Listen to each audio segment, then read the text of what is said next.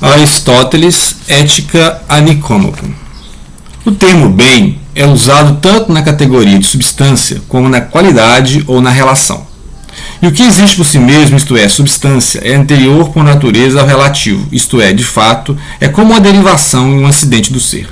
De modo que não pode haver uma ideia comum por acima de todos esses bens.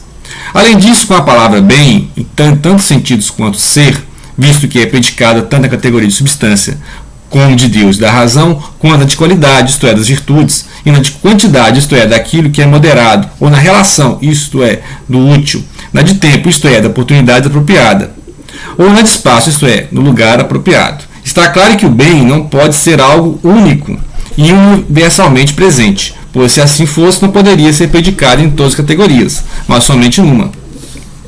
Assim sendo, tampouco diferirão o bem em si e os bens particulares na medida em que forem bem. E por outro lado, o bem em si não será mais bem pelo fato de ser eterno, assim como aquilo que dura muito tempo não é mais branco do que aquilo que perece no espaço de um dia. Ou não haverá nada de bom em si mesmo senão a ideia do bem. Neste caso, a forma se esvaziará de todo sentido. Mas se as coisas que indicamos também são boas em si mesmas, o conceito do bem terá de ser idêntico em todas elas, assim como de brancura é idêntico na neve e no alvaiade. Mas quanto à honra, à sabedoria e ao prazer no que se refere à sua bondade, os conceitos são diversos e distintos. O bem, por consequente, não é uma espécie de elemento comum que corresponda a uma só ideia. Mas que entendemos então pelo bem? Não será, por certo, como uma dessas coisas que só por casualidade tem o mesmo nome? Serão os bens uma só coisa por derivarem de um só bem, ou para ele contribuírem, ou antes serão uma só por analogia? Inegavelmente, o que a visão é para o corpo, a razão é para a alma. E da mesma forma em outros casos, mas talvez seja preferível por hora deixarmos de lado esses assuntos, visto que a precisão perfeita no tocante a eles compete mais propriamente a um outro ramo da filosofia, no caso, a metafísica. Saudações, bem-vindos. Vamos falar de filosofia e literatura com a lista dos 10 livros fundamentais do poeta, filósofo, editor, grande amigo Rodrigo Starling. Vamos falar então, começando com Aristóteles, que é um grego clássico. Aristóteles, que teve o papel fundamental de ser o tutor, o professor de Alexandre Magno, Alexandre o Grande, que foi o macedônio, o rei macedônio que conquistou o Oriente Médio, foi até o norte da Índia, Então ele nos indicou aqui a Ética a Nicômaco, e estamos lendo com certeza, Não sou um especialista em filosofia, a minha área é literatura, mas vamos fazer aqui uma lei da literatura falando de filosofia. E a ética nicômaca é isso, ou seja, a ética, o que é o bem, o que é o mal, como alcançar a felicidade, Ou seja, fazer o bem é alcançar a felicidade, ou seja, aquele que faz o bem a si mesmo, aquele que faz bem ao próximo está fazendo bem a si mesmo, Ou seja, bem é aquilo que eu quero receber também, Ou seja, não faço mal porque eu não quero receber o mal. E aí ele vai discutir o que é bem, o que é mal. E é nessa lista do Starling, vocês vão ver que essa ideia do bem e do mal sempre vai voltar, Ou seja, o que é ético, o que não é ético. Ou seja, o bem e o mal está no terreno da metafísica. Ou seja, só posso usar categorias metafísicas para falar do bem e para falar do mal. Ou o mal seria apenas uma ausência do bem. Ou seja, existe o bem, existe a luz, e o mal seria uma ausência do bem e o escuro seria uma ausência da luz. Na verdade, existe a sabedoria. A ignorância seria a ausência da sabedoria. Então, essas são questões de ética. A ética ou seja, como viver com o outro, como alcançar a felicidade. E um outro, aí vamos dar um salto temporal, seguindo a lista aqui, vamos lá para o século XVI do Machiavelli, Niccolò Machiavelli, ou Nicolau Maquiavel, que escreveu o famoso Príncipe. O Príncipe foi escrito em 1513, só que foi publicado em 1532, após a morte do autor. Machiavelli viveu em Florença ou Florença, que é a cidade italiana. E o Maquiavel, ele viveu de 1469 a 1527. Então, o Príncipe, tal como nós conhecemos o livro Príncipe, foi publicado então 5 anos após a morte do Maquiavelli, né? Maquiavel. E o pessoal fala que Maquiavel é um cara maquiavélico, mas não, Maquiavel assim, tinha o primeiro cara a colocar no papel umas teorias políticas, ou seja, como administrar o Estado, como ser ético ou não, né? Como manipular os poderes, né? Então ele dá dicas ao príncipe como administrar a cidade, né? Como manter o poder, né? Então, para quem viu as peças do Shakespeare, as peças históricas do Shakespeare, quem já viu Game of Thrones, né, vai ver que como manter o poder, nem sempre você tem mãos limpas, né? Quem está com poder nem sempre tem mãos limpas. Mas ele não está sendo cruel nem nada, ele está explicando como é que funciona. Quando você usa crueldade, quando você usa bondade, quando você faz o bem, quando você faz o mal, quando você quer ser amado, quando você quer ser odiado, quando você faz o povo te temer, te respeitar. Então, vai, claro, falar isso no papel naquela época, imagina, era ir para fogueira, né? Então nós estamos ali no final da Idade Média. Então ele fala como os príncipes devem manter a fé na palavra, como os príncipes devem ser amados e odiados, né? Como evitar ser desprezado e odiado, né? Então ele vai explicar, ele vai dando dicas e vai mostrando como é que os vários príncipes governaram ao longo do tempo. Então ele vai dando exemplo desde a Grécia clássica, né? Dos imperadores romanos, como é que eles governaram, os príncipes e os reis monarcas do Império de Carlos Magno, né? Que é no século IX depois de Cristo, a unificação da França. Então, o que os príncipes devem fazer, né? Para manter o poder, como convém um príncipe ser estimado, né? Como convém um príncipe ser estimado. Então, assim, é um longo tratado, né? O Príncipe de Maquiavelli. E vamos seguir para a lista para o contrato social. O contrato social é um livro do Rousseau, né? Jean-Jacques Rousseau, que é ali o pessoal do iluminismo, né?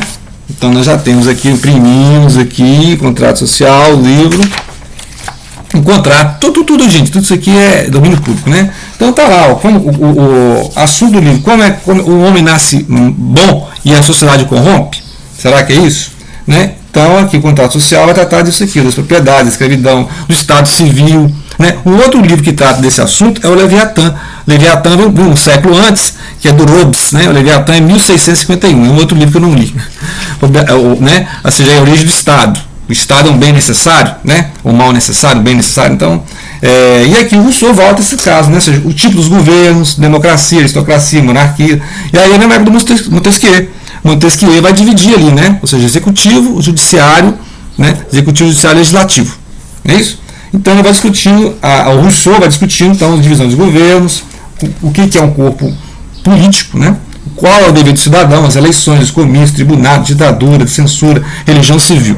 Então, tá aí a dica, contrato social do Rousseau. Depois nós vamos dar um salto e vamos lá no Schopenhauer, Arthur Schopenhauer, que vai escrever O Mundo como Vontade e Representação. É um livro que eu não li também, dificílimo. Lista dos livros que eu não li, né? Tipo assim, A Poética, A República, A Crítica da Razão Pura, do Kant, né? O Fenomenologia do Espírito, do Hegel também, né? Livros que não lemos, não li ainda. Então, vamos fazer aqui uma intro, né? Uma explicação básica do O Mundo como Vontade e Representação, que é um livro do Schopenhauer, né? Que viveu de 1788 a 1860. Para Schopenhauer, assim como para o seu grande predecessor Kant, Immanuel Kant, há uma distinção fundamental entre o mundo como parece, ou seja, o fenômeno, e o mundo como realmente é, o nômeno, né? Então existe lá o mundo que eu percebo e o mundo como ele é. A gente não percebe essas frequências de luz, as frequências sonoras, e outros animais percebem, né? Então, ou seja, o mundo, a gente percebe o mundo como ele é, ou é como nossos sentidos permitem. Né? Todas as aparências são meras manifestações físicas de uma realidade fundamental, que para Schopenhauer é chamada de vontade. Né? Assim, por detrás de aparência de meus movimentos corporais, reposa a realidade de minha vontade ou desejo.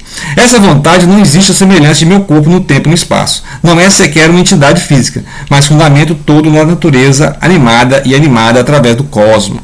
A força cósmica, não física temporal, não conduziu Schopenhauer à ideia de Deus. Ao contrário disso, a vontade é vista como a fonte de todo sofrimento, uma vez que a vontade nunca traz satisfação, apenas aprofunda o desejo.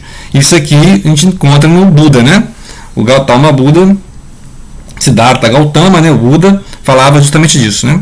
Dessa forma, estamos condenados à eterna busca de desejos impossíveis. Sopramos uma bolha de sabão durante o maior tempo possível, embora saibamos que vai estourar. Aí o que o Schopenhauer sugere? Uma resignação pessimista para suportar a vida. E aí o Nietzsche vai entrar depois. Não, peraí, como assim? Como é que é resignação? O Nietzsche vai aceitar essa ideia de vontade, que a gente não pode perceber o mundo tal como ele é e tal. Mas o Nietzsche não vai gostar muito dessa questão do pessimismo, né? Porque ele vai achar isso muito cristianismo, né? Isso é muito pessimismo, né? Muito niilismo. Schopenhauer está muito. Porque o Nietzsche é a ideia de afirmar a vida, né? Aí o Nietzsche vai ler, né? Friedrich Nietzsche vai ler, né? Vai ler, obviamente, o Schopenhauer, vai encontrar um livro do Schopenhauer, e aí o Nietzsche vai começar a discutir essa questão da moral, né? Igual Aristóteles fazia, a questão do bem e do mal. Então ele tem um livro, Humano, Demasiado Humano, depois, Além do Bem e do Mal, que vai discutir isso, e a genealogia da moral, né? Então ele fala aqui, ó, no próprio Ecce Homo, que ele vai discutir a genealogia da moral, né? Ou seja, um escrito polêmico. As 3 dissertações que compõem essa genealogia são, talvez, no que diz respeito à expressão, intenção e arte de surpreender, a coisa mais sinistra que já foi escrita até hoje. Dionísico é, a gente bem sabe, também o deus das trevas. A cada vez um princípio calculado para desorientar, frio, científico, até mesmo irônico, intencionalmente em primeiro plano, intencionalmente demorado. A verdade da primeira dissertação é a psicologia do cristianismo. O nascimento do cristianismo é a partir do espírito do ressentimento. Não conforme se acredita apenas do espírito. Contra o movimento experiencial, a grande revolta contra o reinado de valores nobres. A segunda dissertação traz a psicologia da consciência. A mesma não é conforme se acredita a voz de Deus no interior do homem. Ela é o instinto da crueldade que se volta para trás e para dentro. A crueldade na condição dos mais velhos e intransitáveis substratos culturais. A terceira dissertação traz a resposta para a pergunta sobre a origem do poder monstruoso do ideal ascético, o ideal dos sacerdotes, ainda que o mesmo seja o ideal nefasto par excellence, uma vontade para o fim, um ideal de decadência. Né? Então ele mesmo vai falar o que ele pensa do Genealogia da Moral, Friedrich Nietzsche. Muito bem, vamos passar então para o século, para o século assim, 19 para o 20, com a dica de literatura do alienista, né, que está aqui abrindo papéis avulsos e está aqui fechando essa coletânea de contos do Machado de Assis. Né. O alienista é aquela obra que vai discutir, fazer uma paródia da Revolução Francesa e ao mesmo tempo discutir a ideia de o que é sanidade, o que é loucura, quem pode definir o que é loucura, né? Quais são os sintomas da loucura? Quais são os sintomas da normalidade? Será que ser normal também é uma coisa estranha? Então, as pessoas são normais demais, normal demais, não seriam excêntricas? Né? Então, tudo isso é discutido de forma irônica, satírica, bem estilo Machado de Assis. Né? Então, está aqui a dica de O Alienista. Né? O Alienista, que é uma novela, né? Um conto extenso, que foi escrito ali na passagem do final do século XIX para o XX, né? Então, está aí o Machado de Assis. Muito bem, aí na passagem para o século XX, nós temos o Augusto dos Anjos, né? Eu e outros poemas, que nós vamos dedicar um vídeo a ele. Então, vamos fazer um vídeo específico para o Augusto dos Anjos, eu e outros poemas. Então, tá aí, fica a dica do Stalin, aguardem um vídeo específico, porque é muita coisa que podemos falar do Augusto dos Anjos. Então, já vamos passar lá para a Europa, vamos correr para a Europa e ver o Kafka, né? O autor Kafka, que já olha o que falaram sobre ele aqui. O Otto Maria Karpo falou sobre o Kafka, né? Franz Kafka não foi tcheco porque escreveu alemão. Não foi alemão porque se considerava judeu. E não foi judeu porque não tinha fé dos seus antepassados, nem o sentimento nacional dos seus contemporâneos. Então Kafka estava ali, né? Ele era um tcheco, ele era um judeu e ele falava alemão. Então ele está ali na transição cultural, né? Ele estava se procurando, né? Ele estava se procurando. E o livro que esse aqui é o processo. O livro que o Stalin citou é a Metamorfose, né? Após sonhos inquietos, o Gregor Samsa-Sakot transformado no medonho inseto, né? Então, depois vamos falar da Metamorfose, né? E aqui são obras que essa aqui é uma biografia romanceada da Jeanette Rotzas, que é paulistana, e o espanhol, né? que ganhou o Jordi Sierra Fabra, que é o Kafka e a Boneca Viajante, que já é ficção, né? Mas todos eles são baseados nas cartas ao pai, né? Que é o próprio Kafka falando da sua vida atribulada, né? Então, no século XX, vamos ver outras obras na lista do Stalin, que é... vamos lá. Tudo bem, então, nos anos 30 do século XX, né? A obra filosófica, metafísica, espiritualista do Pietro Baldi, a grande síntese, está na lista do Stalin. Ele conta a questão, né, lendo um pouco do Teilhard de Chardin, a questão da evolução, do espírito, da matéria, que vai até o espírito, a criação do universo, a questão de Deus, né, a questão do Cristo. Então, é uma obra metafísica que envolve, você tem que ter conhecimentos, assim, eu estou lendo a obra, né, então tem conhecimentos de ciência, né, metafísica, religião, filosofia, muita coisa de astronomia, né, argumentos de astronomia e argumentos de evolução humana. Então você conhece um pouco de darwinismo também, né, darwinismo, para compreender, ele dialoga com Nietzsche, por exemplo, com Schopenhauer, né. Então esse diálogo todo é a grande síntese. Depois podemos fazer um vídeo específico, porque a obra é muito complexa, né. E para fechar essa lista do Stalin, né, que estranhamente não tem o Foucault. Achei que tinha um Foucault aqui, não tem. Mas tem o Adorno e Horkheimer na Dialética do Esclarecimento. Esclarecimento aqui é o termo para iluminismo, né? Seria a dialética do iluminismo, de como o iluminismo devorou a si mesmo, se podemos confiar na razão. Não li o livro todo, mas já li o capítulo 4, que é a indústria cultural, que ele retoma ali alguns temas do Walter Benjamin, né? Da obra de arte, da reprodução em série, né? Então ele trata disso, da questão de o que seria a indústria cultural, né? Quais são os produtos? Será que a cultura pode se mover como uma indústria? Será que os produtos culturais são mercadorias que você compra ali Então você encontra certos livros no shopping, né? Certos best-sellers, leia este livro. Mas espera aí, por que eu vou ler este livro? Por que eu não vou ler outro livro? Por que em vez de ler ali uma comédia romântica americana, eu não vou ler ali um Kafka, né? Então, essa questão de a obra de arte, a música, né? A música enlatada, você vai no elevador, tem música, você vai no shopping, tem música, você anda na rua, tem música, você anda no ônibus, tem música, mas quem está prestando atenção na música, né? A música virou um ruído. Então, Adorno e Horkheimer, nesse livro, vai discutir, nesse capítulo, né? A questão da produção da mídia, né? A grande, a mass mídia, né? A obra de arte tornou-se, então, um barulho, né? A música, a obra de arte tornou-se um barulho. Se você ficar ouvindo Mozart, o Beethoven no caminhão de gás, né, de manhã no domingo, vai ser realmente um barulho. Então é isso, essa lista do Rodrigo Stalin, poeta, filósofo, editor, grande amigo, e depois vamos falar especificamente de alguns desses livros aqui, com certeza aguardem vídeos específicos. Obrigado pela atenção, compartilhem.